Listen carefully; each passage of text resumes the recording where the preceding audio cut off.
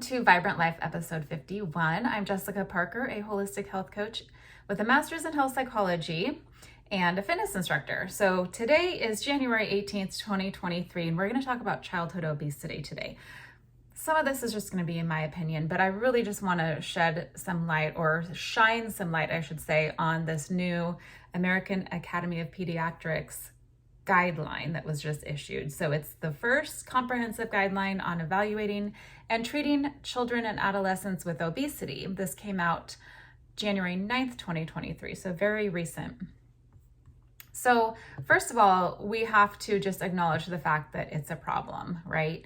We know that. You don't have to look up statistics, but if you are interested in some statistics, one place to look is stateofchildhoodobesity.org. You can actually poke around on there and see where statistics are even in your state. So in Oregon, which is where I am, 13.7% of youth ages 10 to 17, quote, have obesity, is how it's worded, giving Oregon a ranking of 36 among the 50 states and DC.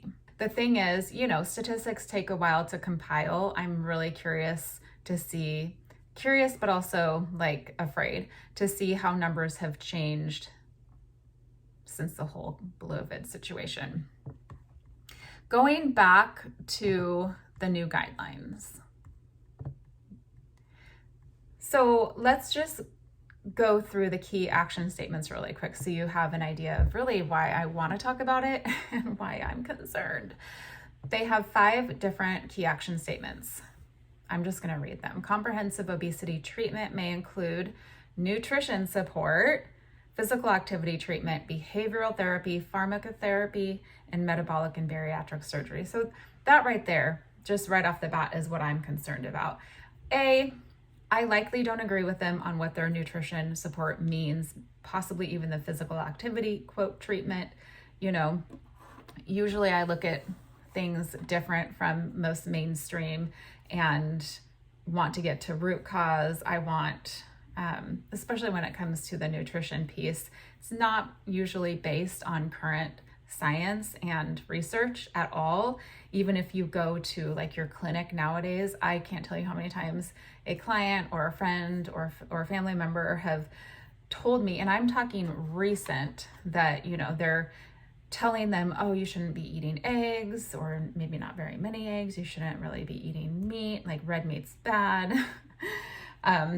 Make sure you drink juice, all horrible advice, all stuff that is not true. We know that based on current research. And even, when you eat a certain way yourself and look at your labs, the proof is in the pudding. I'm going to say really quick, there are a lot of people using these new devices that just go stick on your arm, and it's a blood sugar monitor that actually tracks things throughout the day. So it's not just one where you prick your finger and you can see right then and there.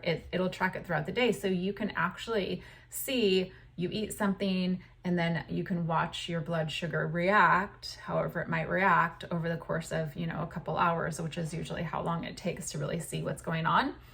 And, some of these things that we've been told are fine. It's interesting to see how things react. Dates are one where we've been told, oh, dates are a great thing to use if you're making a healthier dessert, for example, because of the fiber involved, and it's not a processed sugar. It is a good thing to use if you're just going to use a tiny amount, but in general, basically this guy on Instagram, he tested dates the other day. His whole page, I don't remember his name right now, but his whole page is testing different foods, and people will tell him, oh, do this, and request certain foods. So it's fascinating. But dates totally spiked his blood sugar, completely spiked his blood sugar, as if he just ate a spoonful of regular processed sugar.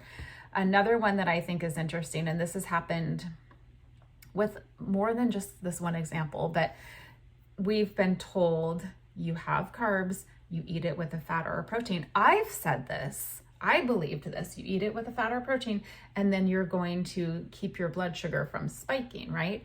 So he had a bagel with cream cheese, and in my mind, I mean, I was very interested in seeing the results, because you think, well, I mean, I don't eat bagels. I don't eat processed carbs. I do eat some carbs, but I don't eat stuff like that. I don't eat gluten. But I thought, okay, it'll be really interesting, because maybe it won't be very bad because of the cream cheese. Oh my gosh, through the roof. So anyway, my point is that, we're told certain things based on like standard American diet, the food pyramid, all those things that are just wrong, just backwards. Speaking of that, you may or may not have seen, this actually came out in September of 2022. And for some reason it's recirculating, and it seems like more people than ever have seen it. It's just like going through wildfire again, which I think is great, because people need to see this. But there was some event at the White House in September of 2022. It was a conference focused on food and nutrition, health and hunger in America. And this person, I want to say a guy, I cannot pronounce the name. I'm not going to try. I want to say a guy, but I could be wrong. But this person was one of the main organizers of the event and is the current dean of the Tufts School of Nutrition. And this person presented a newly designed food pyramid. And in this food pyramid, I will have a link below so you can look at it yourself. But it's just, none of it makes sense. I don't know what the qualifications are for these things, which, I mean, I don't even know how it could make sense even if I knew what the qualifications were, but it's really messed up. So you have, the first thing is watermelon, and then kale, which, I have opinions on that. Then the third thing from the very top of what's like best for you is frosted mini wheats. And then you have unsweetened almond milk, which I would argue is not good for you. And then non-fat frozen yogurt. And then you go, that's all the green, like the green, go, good, do it. And then you have the first yellow one is sweet potato fries or chips, millet, egg substitute, fried in vegetable oil. Nobody should be eating vegetable oil. And egg substitute, oh my gosh. And then Lucky Charms is in the yellow, right underneath the skinless chicken breast. Almond M&Ms is yellow, and ice cream cone with nuts. And then you get to the red, there's only three things: whole egg, fried in butter, cheddar cheese, and ground beef, which all should be in the green. This is insanity to me. So anyway, I will link to that. You can look into this. If you're not, I mean, it's almost like, is this a joke? This has to be a joke, but no. But if you're not paying attention yet, please do. Really what it comes down to, in my humble opinion, is money. And the food industry and the pharmaceutical industry are in bed together.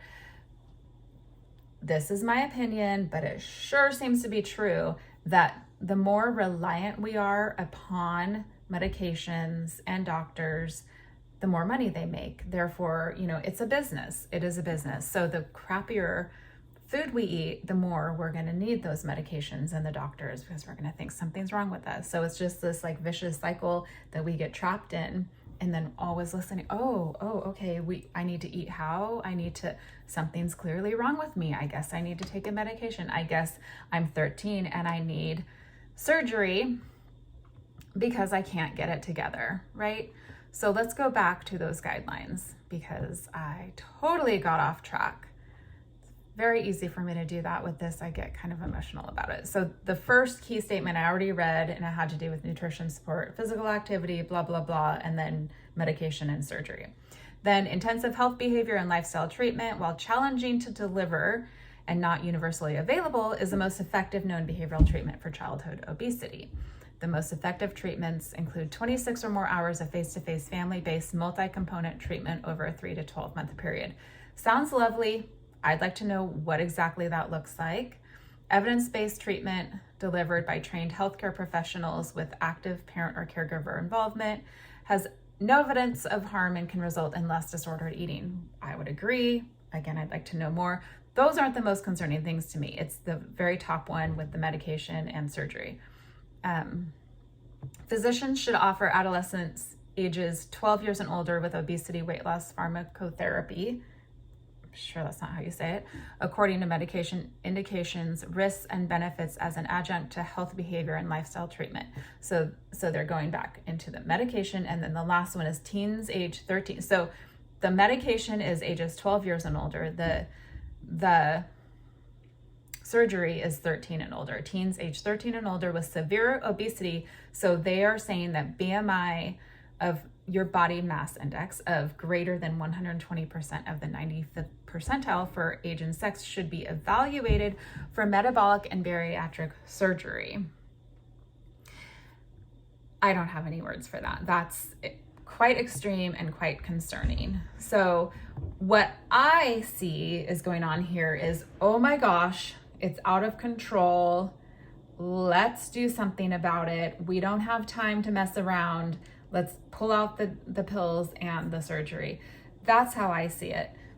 Now, I am not going to sit here and pretend like this problem is easy to fix. It's very much a huge, huge mess, a ball of just junk. Where do you even start? You know, you have media is involved. And I don't just mean social media, even just like TV and commercials and movies.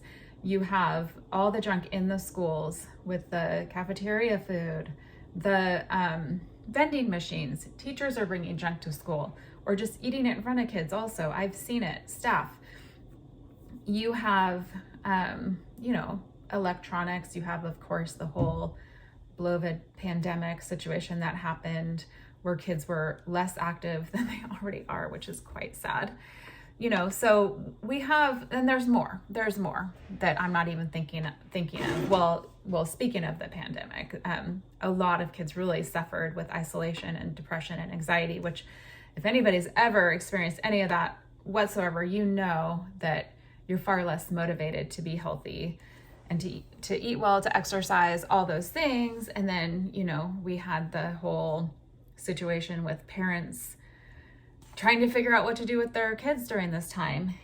What a mess. So, but even previous to that, we were already on this downward spiral. I read earlier that since 1975, obesity has tripled. And that was not just for kids, but in general, obesity has tripled. So a couple of things that I think of, just food and exercise, right? So with food, it's a problem. It is a problem. The school lunches are not nutritious in the slightest.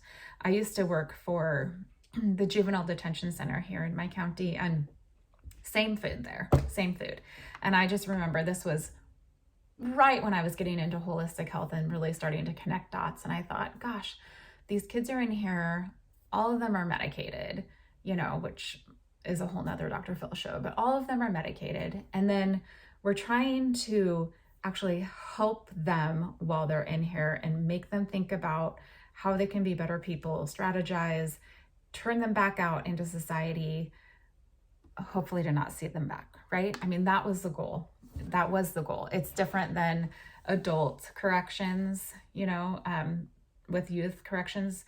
From what I learned, there's a lot more emphasis on we're going to release you as a better person and with some tools and resources. Well, these kids were in there. This is a typical dinner on this one tray: pizza, tater tots, canned fruit and syrup, milk or whatever they want to drink, plus some kind of little packaged dessert. And then they would later have a snack, which was graham crackers or a packaged cookie or, some kind of Crustables or whatever that garbage is, in a package, that kind of thing. So I was really wondering, why I don't understand. They can't feel good, right? They can't feel good on that food. They can't really be thinking clearly and have the kind of motivation they need, even physically have the energy when they're not getting nutrient dense foods. And when, I have a thing about gluten, I have a whole, I don't believe people should be eating it, so we're basically feeding them gluten, industrial seed oils, sugar, not a lot of micronutrients involved there at all. And then we're wondering why they're behaving poorly and why they don't have any energy. And I'm definitely not blaming all of their problems on that. I'm simply saying that should be a huge component of why don't we help you feel better from the inside out? I think a lot of kids these days are struggling with not having those basic building blocks for their nutrition. So from the inside out, they're feeling like crap, and then they're reacting poorly, and it's this whole spiral, whole chicken and egg situation.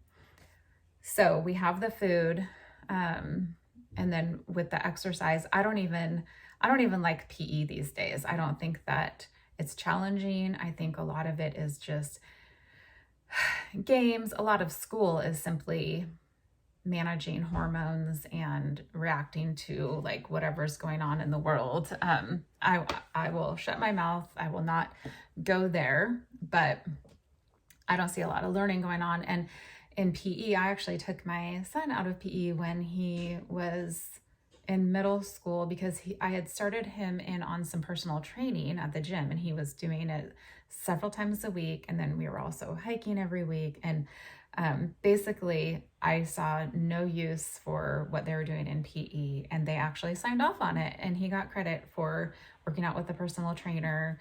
And, he was far more active than the PE classes. And then we were able to utilize that time better. I like that. I'm not saying everybody has the time and energy and money to do personal training or whatever, but I don't think that PE, I think we need PE. I think we need to be doing it, but not the way it's being taught, in my opinion. So, and I saw devices in PE classes sometimes, like bringing in, I don't know what they're called, the things that you quote exercise, but you're plugged into the TV. Why do we have to do that at school? Kids are doing that all day, every day with their devices, so anyway, so back to the American Academy of Pediatrics. I'll just wrap it all up in this cute little package. I have a very hard time with going from recognizing that there's a problem to we probably need to consider pills and surgery for these kids. If anybody knows anything, you're going to have this thing inside you that says this is not okay, and you start them in with pills and surgery as children, and they're just lifelong patients, essentially. That's what's going on. You're not equipping them or empowering them to just get healthy from the ground up, from the inside out. And I realize that it's very overwhelming. I realize that it is a huge problem, but I 1,000,000% disagree with this approach. I would love to hear opinions, thoughts and opinions. I can think of a lot of things that we could start doing, overhauling the school food programs, teaching more in terms of, teaching kids how to garden and grow their own food. I taught when I worked at the Y several years ago, summer break, we had day camp. So I just taught this little segment every day, and I would have like just different groups, different age groups come in, and it was crazy and chaotic, but I made something with them every day. And it was a smoothie one day. I remember making some kind of maybe it was some kind of a yogurt parfait. One day I think we just did fruit kebabs or something. Every day it was something nutritious. We didn't cook. We didn't have the facility for that kind of thing, but I did some kind of snack with them and talked about the nutrients and the importance of eating healthy, blah, blah, blah. They freaking loved that. I mean, I did not expect for them to love it so much. And I really, the coolest thing was having parents come to me later and talk about what their kids were telling them at home that they learned. They were so excited, and, oh, can I get this recipe? Can I get that recipe? I thought that was super cool. So a lot of times people think, oh my gosh, well, we can't do anything because we're not the parents, we're not the family. Well, we actually can. And when kids are in school for, I don't know, 7 hours a day or more, and then sometimes they have after school care, that's a lot of influence. Plus you have the peers, which we should be using that to our advantage, because it just becomes like they influence each other and they encourage each other. And so if we're really talking about getting healthy, it might take a minute to really catch on, but it really could. And I personally feel like it needs to start there. I really do. Anyway, well, that is my me on my soapbox today. I would again love to hear if you have any thoughts, ideas, anything you've noticed. I really truly just wanted to highlight this in case you haven't seen it. So I will share links below to this stuff if you're interested in looking at it and sharing it. I think it's a good idea to share it. Share it far and wide. People need to know this stuff. When you bring awareness to stuff like this, that's when things actually stop and change. It really does. I've seen a lot of that in the past few years. If you start talking about it and everybody starts knowing about it, the plan changes. I am going to end there, and I just want to share with you. So my family, we own Oregon Valley Farm. And if you are interested in grass-fed and finished beef, pasture-raised chicken and pork, all the things, we're in Oregon, but we do ship to about 10 different states. I am offering a 10% discount if you use code VibrantLife. So go to OregonValleyFarm.com and you'll see all the things on there. I also have my Warrior Woman Project program starting on Monday, the 23rd. So you still have time to sign up. I will link to that below, but it's basically like keto, but I'm doing a whole overhaul. If you've done keto with me before, it's completely different in terms of we're really focusing on high protein. We're not doing things like nuts and nut flours and keto treats and stuff like that. We're not doing any of that. And there's going to be an exercise component to it with my virtual classes. If you want, you don't have to do those, but they're there as a resource. But it's 4 weeks virtual. It's $97, but you also can get $10 off if you use code WARRIOR by Friday. And go ahead and get signed up. All right, that's it. Find me at thatvibrantlife.com, Facebook, thatvibrantlife, and Instagram, that_vibrantlife.